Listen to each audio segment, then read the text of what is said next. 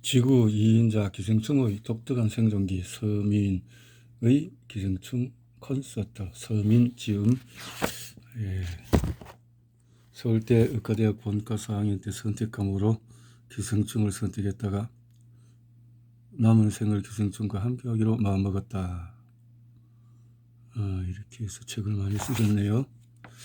교수님이신가 봅니다. 지구 2인자 기생충 서민. 2016년 5월 시작하셨네. 이 책은 속편이 아니다. 착한 기생충, 독특한 기생충, 나쁜 기생충, 내 몸 안에도 기생충이 있을까? 이렇게 했네요. 기생충. 기생충에 대해서 한 가지 마음에 걸렸던 것은 남은 기생충들이 독자들에게 생소하지 않을까 하는 두려움이었다. 이렇게 20년 후 갑작스럽게 사람을 죽게 만드는 크루스 파동편 모충, 고환을 이동시키는 이전 고환, 극구, 급충 등등 이전 책의 기생충들보다도 흥미로운 기생충들을 원고를 채웠다. 원고를 받아본 출판사의 놀라움은 컸다. 기생충 열전보다 더 흥미로워요. 그렇게 기생충 열전이라는 게 있었는데 이제 이 기생충 두 번째 책이 아닌가 했는데 속편이 아니다라고 하는 거 보니까 이것은 더욱 또 다른 어떤 전편보다 못하다는 통념이 아니다 이 말인 내용이네요. 서민의 기생충 열전과 전이다른 서민의 기생충 콘서트라는 제목을 이 책에 붙입니다. 기생충 열전을 세상에 내보낼 때 무척 초조했습니다. 이렇게 해서 책을 쓰셨다. 착한 기생충, 원포자충, 미국을 놀라게 한 기생충, 집단 설사의 원린. 기생충으로 집단 설사도 일어나는군요. 원포자충이란 기생충은 눈에 보이는 것과 보이지 않는 것을 구분되는데 보이는 것을 연충이라 하고 안 보이는 것을 원충이라고 한다. 원포자충은 사람이 유일한 종속주이다. 이런 인체에 들어오는 성숙한 오시스트. 다양한 기생충입니다. 항산성 염색을 해서 이런 미국 집단 발병의 원인은 뭔가? 원포자충이 설사의 원인임을 알았다고 해서 문제가 해결되는 것은 아니었다. 환자가 모두 631명으로 늘어났다. 힌트는 가장 많이 발생한 지역이 텍사스라는 사실이었다. 전체의 43%에 해당되는 270명이 원포자충에 걸렸다. 어떻게 이렇게 체크가 되었을까요? 질병본부는 드디어 감염원으로 의심되는 식당을 찾아냈다. 식당에서 이렇게 식물엔 실란트르는 모두 먹었고 옥수수, 토르야와 마늘은 한 명 빼고는 모두, 양파는 모두 빼고 모두 이렇게 먹었는데 미국을 들끓게 한 설사의 원인은 실란트르였고 실란트르는 공급한 곳은 멕시코였다. 실란트르, 우리는 흔히 고수라고 부른다. 고수잎. 그래서 독특한 향이 난다. 2013년이 처음은 아니었다. 1996년 과테말라에서 서입한 라즈베리 때문에 미국과 캐나다에서 1,000명이 넘는 환자가 발생했다. 이렇게 실란트로냐 아니면 양상추냐, 중요한 건 야채의 종류가 어떤 것이냐가 아니라 그 야채를 도대체 어떤 물로 씻느냐였다. 이 들 지역에서 야채를 재배할 때 그리고 씻을 때 쓰는 물에는 그리고 물 자체가 문제라 말이네. 오시스트가 잔뜩 있었다. 한국의 원포자충 감염은 2001년에 이렇게 진주 모 병원에서 이런 일이 있었다라는데요. 분홍색 동그라미 원포자충 이런 권리가 있네요.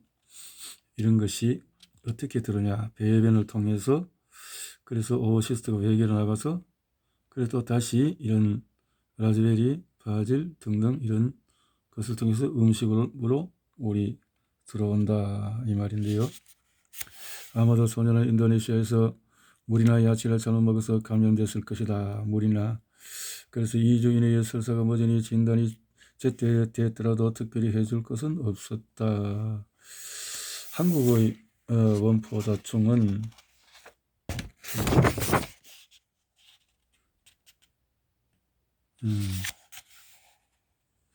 현지 물을 그냥 마시면 원포자충뿐만 아니라 다른 질환에 걸릴 수 있으며 간만에 외국 여행을 설사의 추억만 남긴 채 마감할 수도 있으니까. 그렇군요. 끓여서 마셔야 되겠군요. 착한 기생충으로 선정한 이유는 지카 바이러스라는데 없는 아이를 태어나게 한다는데 2주 이내에 먹는 설사 정도면 양반이다. 설사 정도로 끝나니까요. 시모토와 엑시구아 이런 비열한 악당 오마토코이타 엘른가타 참 이런 것도 있네요. 대충 북극 글란드에서 상어의 눈물처럼 보이는 게 상어 눈에 매달려 있는 오마토코이타 엘렁가타다. 참 상어의 눈에 이게요. 그렇게 걸려가. 샥스피어의 재료로 쓰이는 지느러미를 비롯해 먹을 게 천지인 것이 바로 상어인데 하필이면 눈으로 가서 실명을 시키다니 이건 숙주에게 최대한 피해를 주지 않는다는 기생충의 정신에 어긋나지 않는가? 이렇게 쓰던 방법을 가리지 않고 이기면 뭐 할 것인가? 이런 놈들 때문에 기생충이 욕을 먹는 것이다. 아이고 이 기생충 눈에 그런데 이 큰 거대한 어떤 기생충 때문에 곤욕을 치르는구만. 시모토와 엑시구아. 그래서 이 기생충을 소개한다. 시모토 엑시구아라는 이름의 이 기생충은 멕시코 등 중남미 해안에 서식한다. 시모토는 물고기의 아가미로 들어와서 거기서 살다가 암컷이 성숙해서 짝짓기를 하고 나면 물고기의 입안으로 기어 올라간다. 나쁜 기생충이다. 하지만 시모토와는 그와는 다른 행동을 보인다. 일단 시모토와는 가슴에 있는 7쌍의 다리를 이용해서 남은 혀 조각과 입바닥에 달라붙는데 그 모습이 꼭 혀처럼 보인다. 물고기 혀 역할을 하고 있는 시모토와 엑시구아. 물고기 혀같이 혀가 비슷하게 생겼는데 요놈이 기생충이라는 거죠. 와, 딱 이렇게 붙어 있네요. 물고기 혀를 대신한 거 아니야? 했는데 그렇게 하는 것을 알려져 사실 그렇게 했다는 거죠. 혀같이. 사실 물고기 혀는 사람의 것처럼 근육으로 된 것도 아니고 내밀 수 있는 것도 아니다. 단지 먹이를 잡아먹을 때 입안에 가둬두는 정도의 역할만 하는 되는지라 시모토아가 대신하는 게 그리 어려운 일은 아니라고 한다. 참 신기하군요.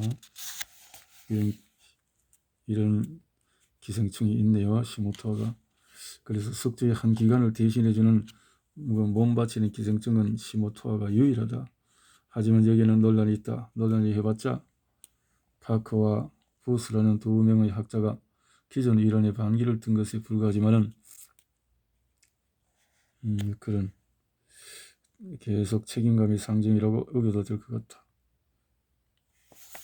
시모토아 신기한 기생충 시모토아 엑시구아의 생활사. 여기서 이렇게 죽은 물고기에 매달려 있는 시모토아 엑시구아. 죽은 물고기에 WRC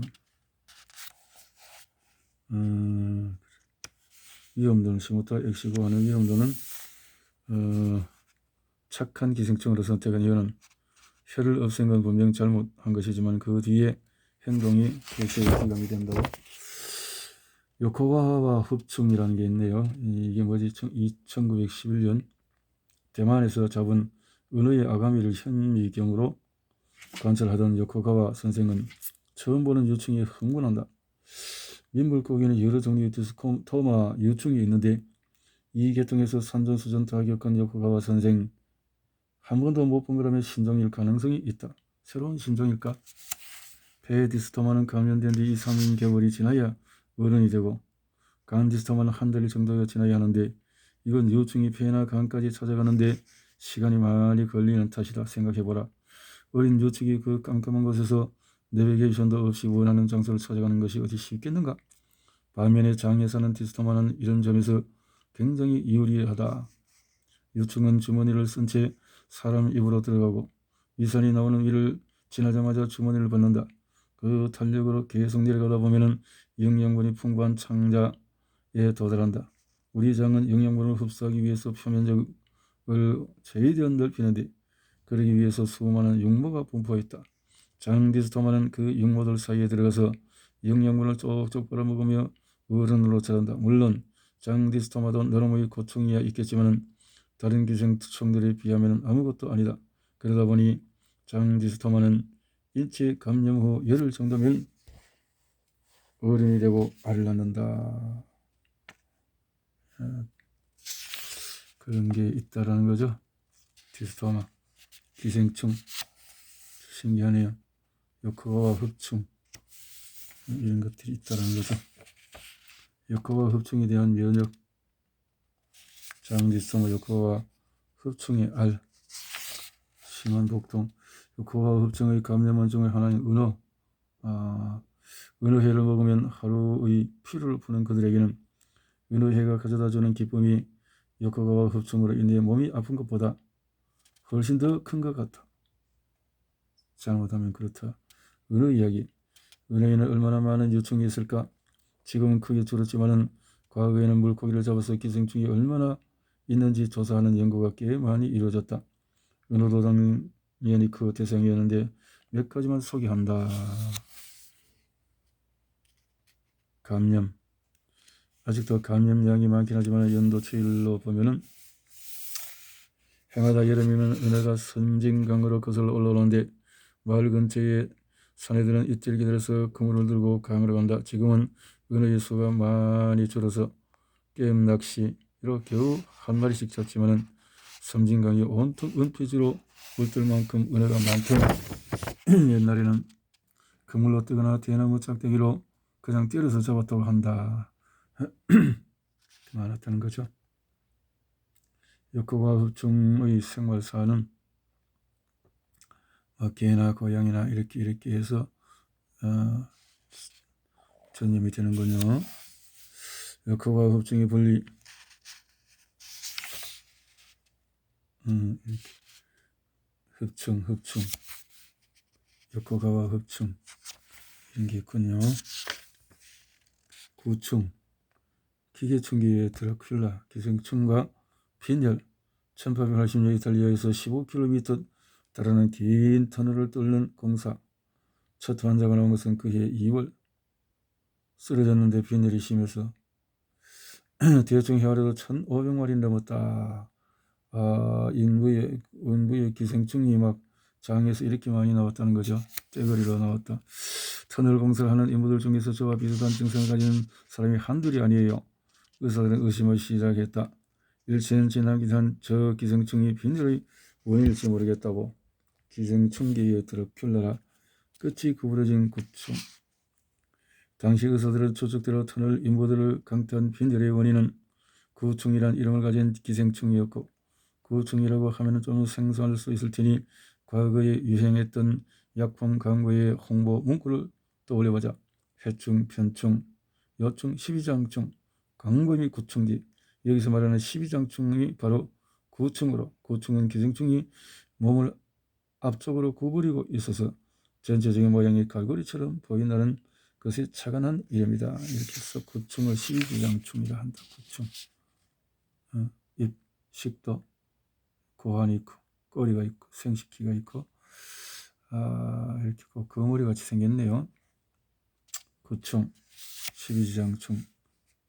그 십이지장에 주로 붙어서 주로 사는 것이 공장인데 십이지장충을 하면 학생들이 헷갈릴 수 있지 않을까요?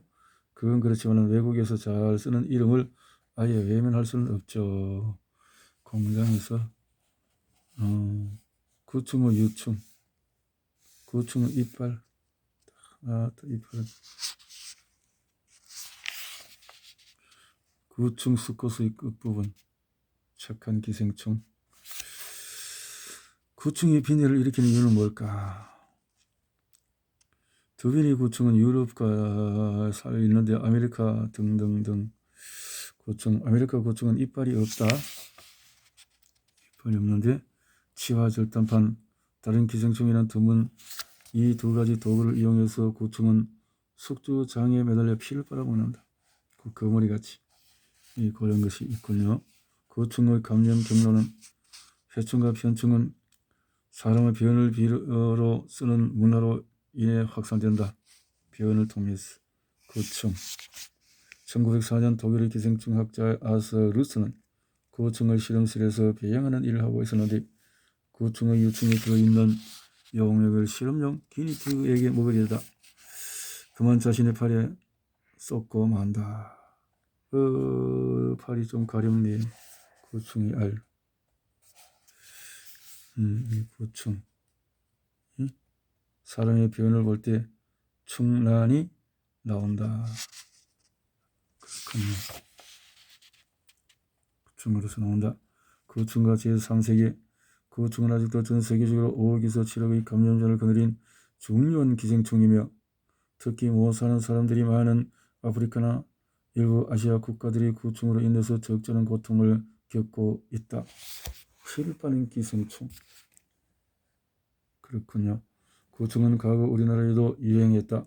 우리나라는 두빈이 구충만 유행했는데 이런 구충은 국내에서 완전히 퇴치된 것으로 사료되며 재유행이 일어날 확률은 거의 없다. 구충은 그렇다고 구충을 잊어서는 안 된다. 몇 년 전 일본에 사는 한 노인이 갑자기 생긴 심부전으로 병원에 왔다. 검사 결과 빈혈이 심했기 때문에 혹시 소화기에 출혈이 있나 싶어 내시경을 했더니 12장에 구충 몇 마리가 꿈틀거리고 있었다. 그렇군요. 알레르기 치료에 쓰이는 구충. 여기까지 읽으면 구충이 참 나쁜 기생충 같다. 하지만 구충은 대지편충과 더불어서 알레르기와 자가면역질환, 즉 자기 면역계가 스스로 공격하는 질환의 치료에 쓰이는 좋은 기생충이다. 기생충이라고 해서 모두 알레르기가 효과가 있는 것도 아닌데 전문가들은 구충이 면역 반응을 조절하는 소위 조절 T세포를 활성화시킴으로써 면역 질환을 치료한다고 추측한다. 대지편충이 그렇듯이 구충 역시 아직 FDA 승인은 받은 정식 약은 아니다. 그렇지만 효과가 있다는 게 알려지면서 면역 질환에 걸린 분들이 개인적으로 구충을 구입하는 경우 점차 늘고 있는데 구충을 파는 인터넷 사이트의 홍보 문구를 보자. 구충을 사세요. $200만이면 전 세계 어디든지 구충 25마리를 배달해 드립니다. 그런 시병 같은 염증성 장질환은 물론이고 천식, 습진, 음식물 알레르기 등 여러 면역 질환에 효과가 있습니다. 이 방법이 좀 속이산 이유는 대지편충은 500에서 1000개의 알을 2주마다 10번 먹어야 하는 반면에 구충은 그보다 훨씬 간편하기 때문이다. 피부에 붕대를 대고 25마리가 든 액체를 붕대에 쏟아온 뒤에 12시간 동안 놔두는 게 전부로 그러면 그 액체에 있던 구충의 유충이 피부를 뚫고 몸 안으로 들어간다.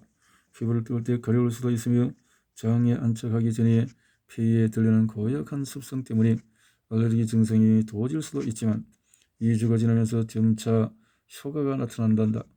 구충제 한 방으로 언제든 치료를 중단할 수 있다는 것도 장점이다. 한 가지 더 구충이 피를 빨 때 성가신 점은 사람의 혈액이 금방 굳어버린다는 것인데 구충은 피를 굳지 않게 하는 소위 항응고제를 분비함으로써 이 무진제를 해결한다. 여기에 감동한 한 회사는 다음과 같은 생각을 한다. 심장에 판막 질환이 있다든지 뇌졸중이 염려가 된다든지 할 때 항응고제를 쓰는데 기존의 항응고제는 합성된 것이다 보니 이런저런 부작용이 있다. 하지만 구충의 항응고제를 쓰면 친환경적이어서 더 낫지 않을까? 이렇게 생각했다는 거죠. 구충, 분선충, 쇠약한 여인을 공격한 분선충. 64세 여성이 상복 고통적으로 병을 왔다. 배가 아픈 것 이외에도 여인은 아픈 곳이 많았는데 특히 관절염이 심해서 스테로이드를 치료를 받고 있는 중이었다. 진찰 소견 결과 여기저기 문제가 발견되었다. 조직에서 벌레가 몇 마리 보입니다. 분선충 암컷인 것 같습니다. 기생충의 스파르타식 사람이라 해충에 감염된 사람과 긴밀한 접촉, 예를 들면 같은 빨대로 음료수를 마셨다고 해보자. 이 경우에 해충에 전염될 확률은 몇 퍼센트나 될까? 답은 0%다. 해충은 해충알을 삼켜야만 감염이 되는데 해충이 그의 몸 안에서 낳은 알들은 대변으로 빠져나가니 아무리 긴밀히 접촉을 해도 해충이 걸릴 일은 없다. 이런 경우는 어떨까? 그 사람의 구역질을 심하게 하는 바람에 입으로 알이 나오는 경우 말이다. 음료수를 같이 마실 때에 해충알이 음료수로 들어갔다면 그리고 그것을 빨대로 빨았다면 해충이 걸릴 수 있을까? 그럴 가능성이 대답 역시 없다. 해충알은 기본적으로 흙 속에서 2, 3주가량 머무르면서 발육해야 사람을 감염시킬 능력이 생긴다. 왜 이렇게 복잡하게 설계한 걸까? 해충이 사람 몸에서 낳은 해충알이 그 자체로 다른 이에게 감염이 될 수 있다면 기생충의 숫자를 불리기 훨씬 쉬울 텐데 말이다. 이건 해충을 비롯한 기생충들이 원래 흙 속에서 독립적으로 살던 생물체였기 때문이리라. 그래도 사람 몸에서 기생하게 된 게 벌써 몇만 년인데 왜 그 시절을 습관을 버리지 못하는 것일까? 아마도 그렇게 하는 것이 기생충에게 더 유리해서일지 모르겠다. 해충알이 사람 몸에서 부화해 감염력을 갖는다고 해보자. 해충알은 대변으로 나가는 대신에 몸 안에서 부화하고 해충의 숫자는 늘어난다. 컨디션이 좋을 때 해충 암컷은 한 마리가 하루에 20만 개의 알을 낳는다는데 이게 전부 어른이 되면 사람은 물론이고 해충도 살아갈 수가 없다. 그래서 해충을 비롯한 기생충들은 자신의 자손이 밖으로 나가서 스파르타식 훈련을 받아야만 다시 사람에게 들어올 수 있게 했다. 물론 그렇지 않은 것들도 있다. 람볼 편모충이나 아메바처럼 크기가 몇십 마이크로미터 불과한 작은 기생충들은 숫자가 늘어난다 해도 삶 자체가 위협받지 않는다. 그래서 이들은 몸 안에 들어오면 마음껏 증식하는데 그렇기 때문에 대부분의 원충은 인체에서 증상을 일으킨다. 그런데 원충도 아니면서 사람 몸에서 증식하는 기생충이 있다. 분선충이라는 기생충이 바로 그 능력자인데 이것 말고도 워낙 신기한 점이 많아 이 기생충을 좋아하는 학자가 많다. 이제 분선충에 대해서 본격적으로 알아보자. 분선충의 복잡한 생활사. 분선충이 최초로 발견된 것은 1876년이지만 그 생활사가 완전히 밝혀지기까지 40년 이상의 노력이 필요했다. 곤봉형 요충. 분선충, 곤봉형 요충과 막대형 요충.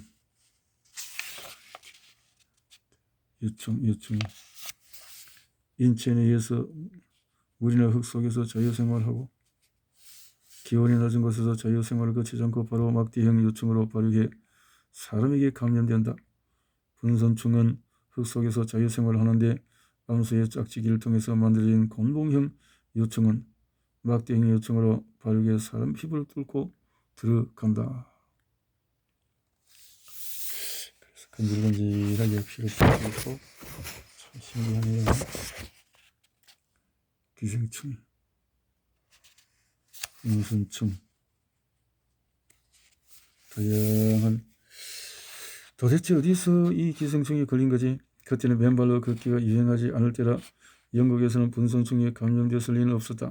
그 의사는 어쩌면 일본 포로 수용소에서 감염되었을 수도 있지 않을까 의심했고 그와 함께 수용소에 있던 영국군 500명을 조사했다. 놀랍게도 그들 중에 15%가 분선충에 감염되어 있었다. 무려 35년간 그들 몸에 분선충은 계속 자가 감염을 시키면서 버티고 있었던 것이다. 포르드 성충이와 분선충의 생활사와 관련해서 좋다 말했던 경험을 하나 소개한다면 2007년 76세 남자가 열흘가량 지속된 복통으로 응급실에 왔다. 의사는 혹시 기생충이 아닐까 생각해서 대변 검사를 의뢰했다. 환자의 대변을 본 검사실 직원은 깜짝 놀랐다. 처음 보는 기생충이 그 안에 있었던 것이다. 직원의 호출을 받고 가보니 정말 놀랄만한 광경이 펼쳐져 있었다. 분선충의 요충은 물론이고 성충까지 다량 발견되는데 암컷은 물론이고 수컷도 있었다. 심지어 둘이서 교접하고 있는 장면도 눈에 띄었다. 자, 이렇게 분선충 암수가 교접하고 있는 모습. 이렇게 검사실에서 이렇게 하려면 기회주의의 표상 분선충. 매우 심할 것 같지만 35년간 분선충을 가지고 살았던 영국군처럼 있어도 모르는 경우가 오히려 더 많다. 그런 분선충은 착한 기생충일까? 한 가지 조건만 충족되면 그렇다. 그 조건은 바로 면역 기능이 정상이라는 것이다. 만약 면역이 좀 떨어진 사람에게 분선충이 감염되었다면 얘기가 달라진다. 그때는 자가 감염이 개체수를 유지하는데 그치지 않고 사람의 목숨을 위협할 정도로 많이 일어난다. 분선충이 별 증상을 일으키지 않는다는 것도 숫자가 어느 정도일 때 얘기지. 수많은 분선충이 몸에 기생하면 탈이 안 날 수가 없다. 그래서 면역은 어떨 때 약화될까? 영양 부족 등도 그 원인이지만 항암 치료를 한다든지 스테로이드를 오래 쓰는 것 등도 면역을 약화시키는 주범이다. 분선충은 해충약으로 치료하지만 알벤다졸, 면역이 약화돼서 자가 감염이 시시각각 일어날 때에는 해충약을 아무리 써도 치료되지 않는다. 심지어 이로 인해서 사람이 죽을 수도 있으니 분선충이야말로 약자의 강한 기회주의적인 기생충인 셈이다. 몇 가지 사례를 보자. 설사를 심하게 일으킨 사례. 1991년 탄광에서 일하는 53세 남자가 돌에 깔려 골절상을 입었다. 이 과정에서 스테로이드 치료를 2달이나 받았는데 갑자기 설사하기 시작했다. 병원에서 검사한 결과 설사변에서 분선충의 요충이 나왔다. 안되겠다 싶어서 해충약을 엄청 투여했지만 환자를 만만히 보고 마구 증식하는 분선충의 기세를 당할 수는 없었다. 그 환자는 결국 사망했다. 이럴 때는 스테로이드 치료를 잠시 중단하고 면역력이 회복된 후에 해충약을 투여하는 게 좋다. 그럴 수 있네요. 호흡 곤란을 일으키는 사례도 있다. 호흡 곤란. 71세 남자가 숨쉬는 게 영 불편해서 병원에서 왔다. 막대행 요청거리 부분에서 움푹 들어가 있는데 스테로이드 치료를 받기 시작했는데 호흡 곤란이 생긴 건 그때부터였다. 스테로이드 일결국이 그렇게 되는군요. 궤양을 일으킨 사례가 있네. 58세 궤양 분선충에 걸렸고 면역력이 약해진 틈을 타서 분선충이 마구 증식해버렸다.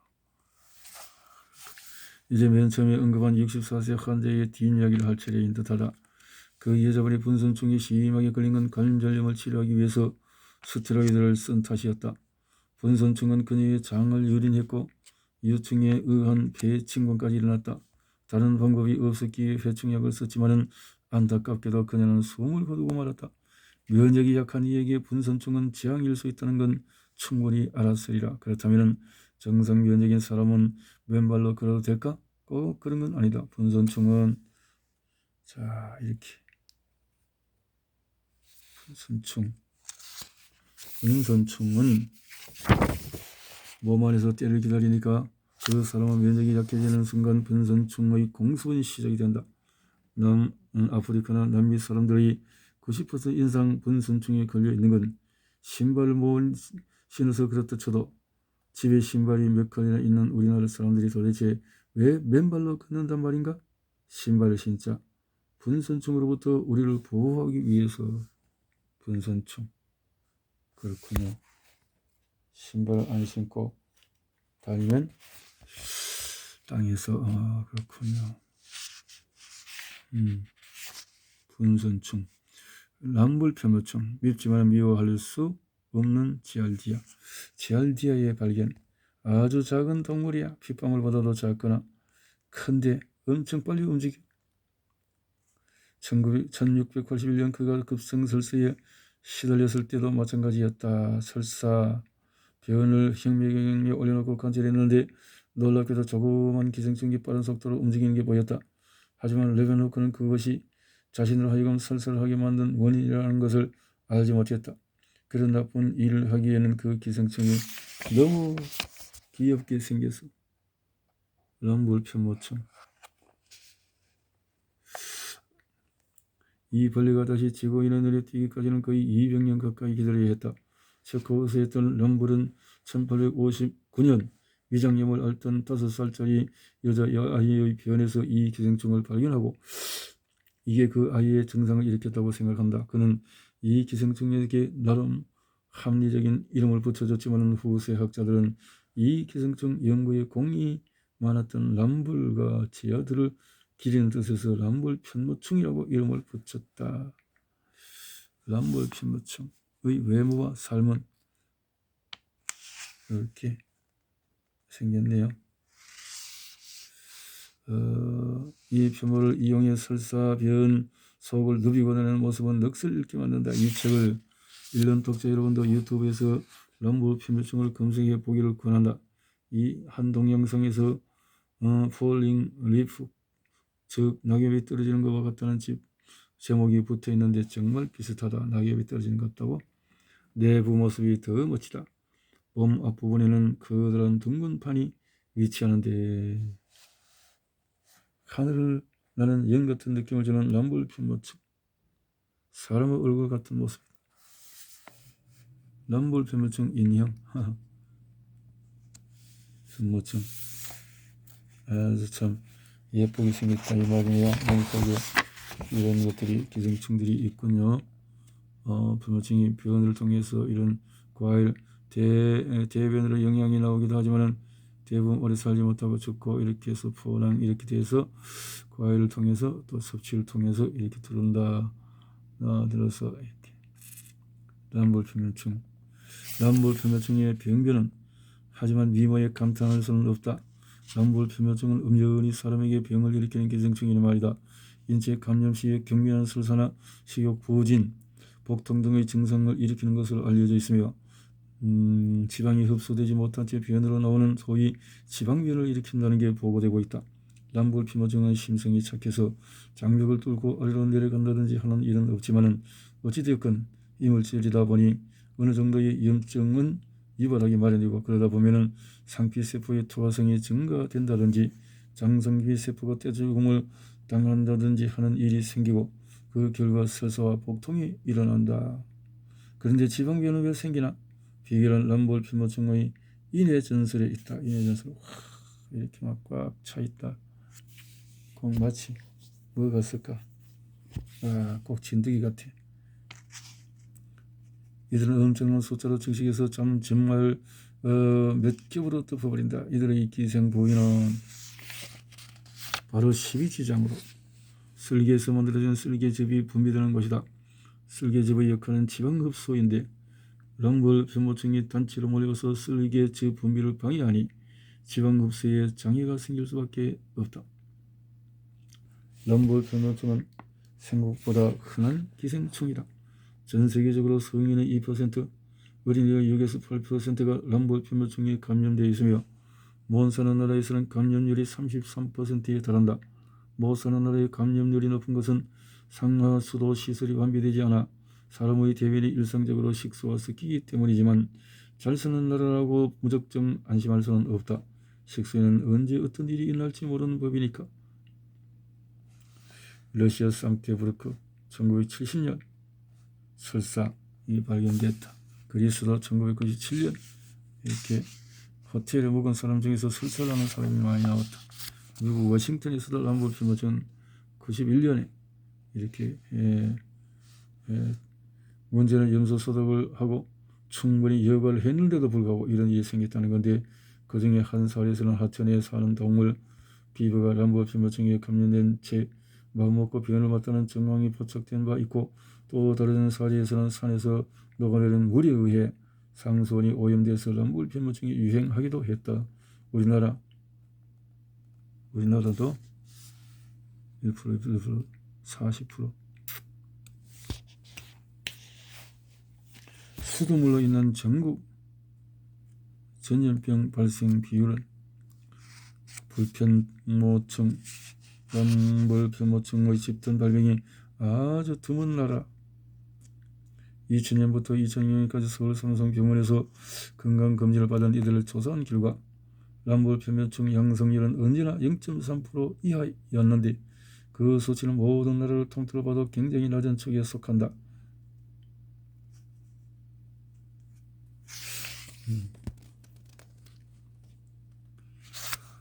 람볼피모청 예쁜 게 착한 거다라면 무조건 선정한 건 아니다. 람볼피모청은 조직을 절대 파괴하지 않는다. 다만 매달려 있을 뿐이다. 그래서 착한 기생충으로 정한다.